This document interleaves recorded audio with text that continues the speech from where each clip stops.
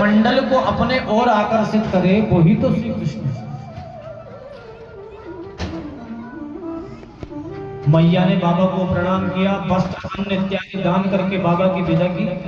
अब मैया बालक को लेके अंदर गई तो रुक्मणी से कहने लगी, रोहिणी मैया से, अरे बहन, इस बाबा ने तो बड़ा विडंबना में डाल दिया।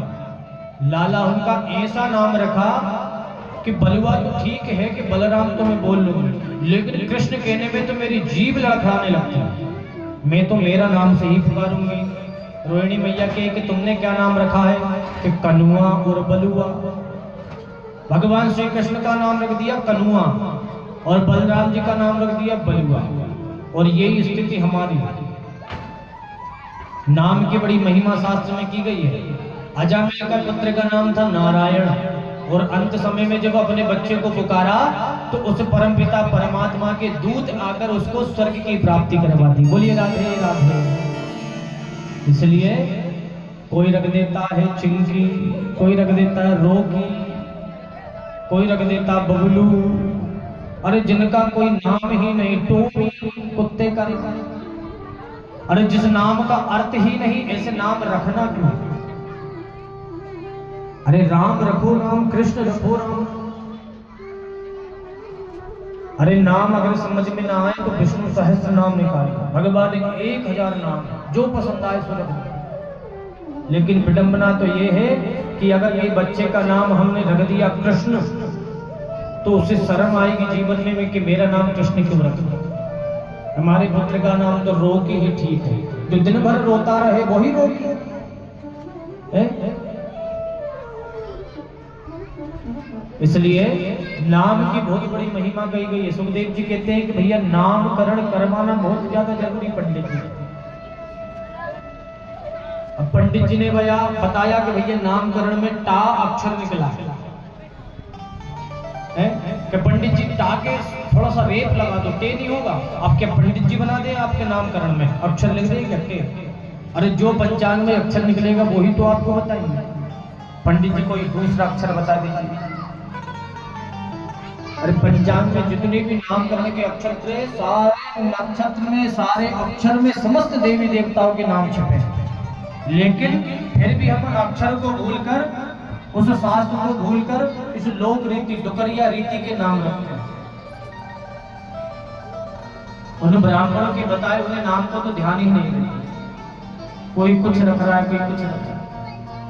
मैया कहती बहन देखो, ये कृष्ण नाम लेने से तो मेरी जीभ लड़खड़ाती है, इसलिए मैंने तो अपने बच्चों का नाम ढूंढ लिया। क्या? कनुआ और बलुआ। कोई भी बात हो, बेटा कनुआ इधर आओ, बेटा बलुआ इधर आओ। भगवान छोटे छोटे पग से ठुमकते ठुमकते दौड़े दौड़े मैया के पास जाने लगे। इसलिए नामकरण करना बच्चों का बहुत ज्यादा जरूरी है। 16 संस्कार में से एक संस्कार नामकरण है। नामकरण भगवान का हुआ, मैया ने अपने हिसाब से ही दोनों का नाम रख दिए, कलुआ और बलुआ। अब भगवान बड़े हुए धीरे धीरे।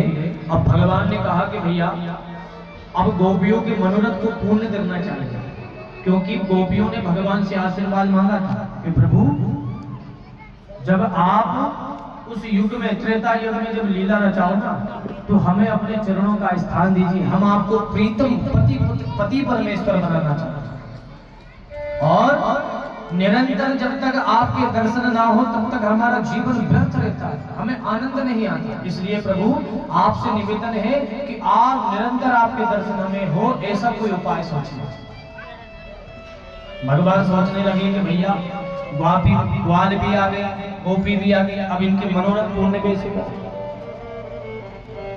भगवान ने समस्त अपने ग्वाल वालों को बुलाया, और बुलाने के बाद कहने लगे, अरे ग्वाल वालों, आज हम कुछ नया खेल खेलते हैं। कि लाला कौन सा? कि चोरी चोरी। बोलिए राधे राधे। ग्वाल बाल कहते तारीख के चोरी करना सिखाएगा। अरे जब मैया को पता चलेगा ना, तो छड़ी के मारे छड़ी का दूध याद दिला देंगे।